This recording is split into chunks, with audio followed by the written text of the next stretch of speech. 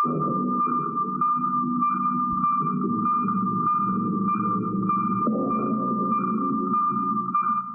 a little more subdued sounder for this Sunday evening. Hi, this is Stan Houston once again. It's interesting ideas, and we're coming your way. I'm standing in the studio after a busy day of life in church, and now getting ready for the week. So I'm taking time for my own Sunday night meeting here in my studio, and I thought I'd put out today's message just for you.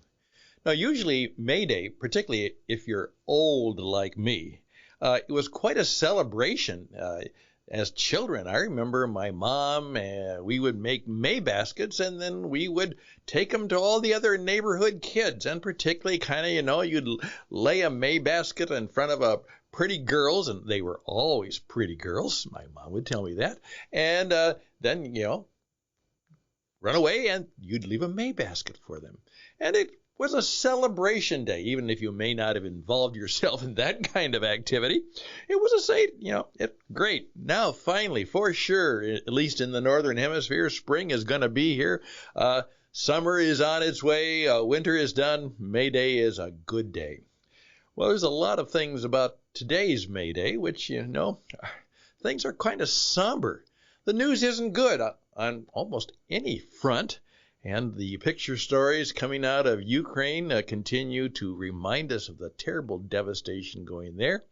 And you wish that we had the people in charge who had the wisdom and the courage and the ability to do the right thing. And most of us feel, I wouldn't say most of us, but many of us feel that we just don't have the leadership. And that is not just a political judgment. I think it's true of so many of our institutions today. Our educational, our political, certainly the people who do the health care and do the care, they're wonderful, better than ever.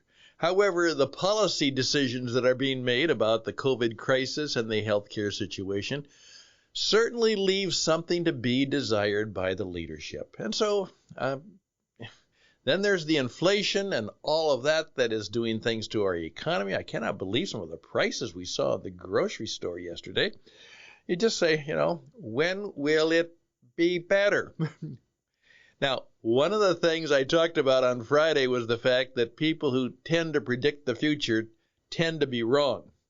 And part of the problem is that many of us, when we predict the future or think about the future, we're fairly convinced that things will be better. That's why, New Year's Day, hey, this year is going to be better than last year. Well, many times it's not. But we tend to view the future as, well, it will be better. And in a long sense, that's probably a good idea. And in a much longer sense, it is true. For those people of the right spirit-force relationships, yeah, eventually, you may go through all kinds of turmoil, tragedy, and disturbance, but things will be better. However, last night there was I found it strange. It was very, very sad. Many of you know I'm talking about. I'm not a country western fan, but who didn't know about the Judds? And, of course, discovering that Naomi Judd had died, and she's my age. She shouldn't die. This is a world-class performer. And what got me, though, and I'm sure it struck many people, was that it was said that she died of a mental illness. Now, what did that mean? I caught myself saying, what's that? How do you die of mental illness? My wife then informed me that she had had a history of depression, and maybe that was it. Could it have been that maybe she took her own life or something like that? I mean, we're left in these questions. What does it mean to die of mental illness? And as I speak this, I still don't know. But the expression caught me, and I thought about that. To die of mental illness. Well, we're all going to die. Now, most of us can't come to grips with that. But as one of the guys who taught me a lot, though I never knew him, was a guy named Ernest Becker, who wrote a book called The Denial of Death. And his point was quite well positioned, is that once we have the knowledge and the courage and the insight to be able to face the possibility of our own death and not be afraid. If you could overcome your fear of death, which most people have, that is the origin of all of our fears. And the person who, through their faith, their strength, or perhaps they've gone through a near-death experience, that's been a lot of it, or people who have gone through the terriblest of tragedies, the Auschwitz, the Holocaust, those people oftentimes come out and live lives with great gratitude and happiness and fullness because death has no fear over them anymore. That's a good place to be, and I'm really asked that I will have that. Now, the problem is we may not be afraid of death, but the dying is another thing. What do you go through? How might that happen, or what will it be? I remember how blessed we were. We'd even kidded about it. My wonderful mother-in-law, she said, I just want to go to sleep one night and wake up in heaven. Just, wake up dead, we said. She said, right, wake up dead. Well, in some ways, that's exactly what happened. And that was good. That was good. She went to bed, fine, suffered a stroke, and never recovered and soon died again. But what will dying be like, and what might it be like to die of mental illness? Well, I just posed this because I'm thinking about it, and I thought that we should think about it because being able to help and not be judgmental and simply caring for people who are going through mental illness. There's all kinds of physical illness, but those people who have to deal with mental illness, and maybe not through their own being or doing or their lifestyle that got away from them, but a mental illness that just has trapped them in some ways that they don't want to live anymore. To die of mental illness. Again, I don't know what it means, but I'm wondering about it and thinking about it.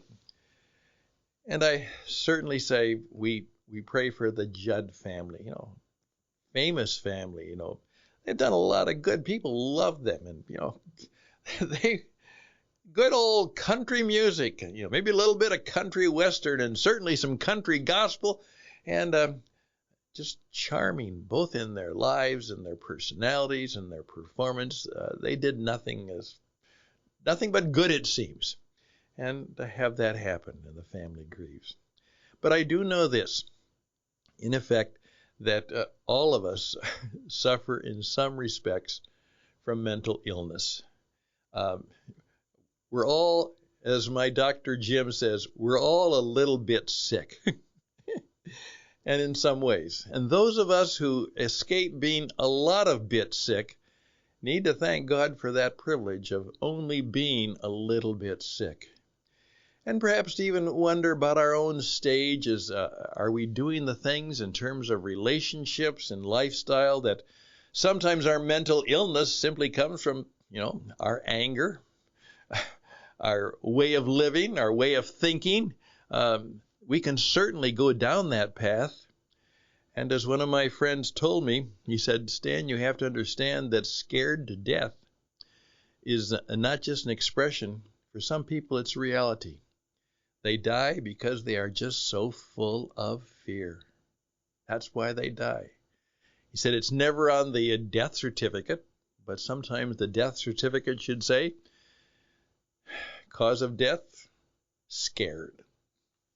Well, it's easy to be scared and be fearful. And right now, as I heard about that and I prayed through it, and I prayed for a lot of people this morning as we went through our worship service, I just say for those people whose life is very, very difficult and very, very traumatic right now, that we'll reach out to those people we know, that we certainly will pray that God will be around to do a lot more healing of the mental illness which is plaguing our world right now, and that there will be a sense that we will more and more come out of the many illnesses that pervade us, and that we will have better lives before us. There we go. Just 10 minutes of thought on Sunday night. And I do so in a way to try and prepare my heart, mind, and spirit so that I will not be fearful of the week ahead of me, because I've got a lot of tough decisions to make, going through a lot of difficulties right now in putting life and business together. But we will not be afraid.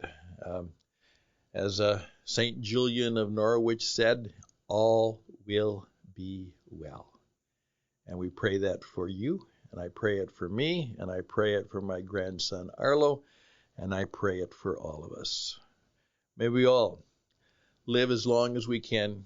May we prosper as best as we can, and may we know much love to us all. Always close with a benediction, so that's it. Best and blessings to us all. Till next time, bye for now.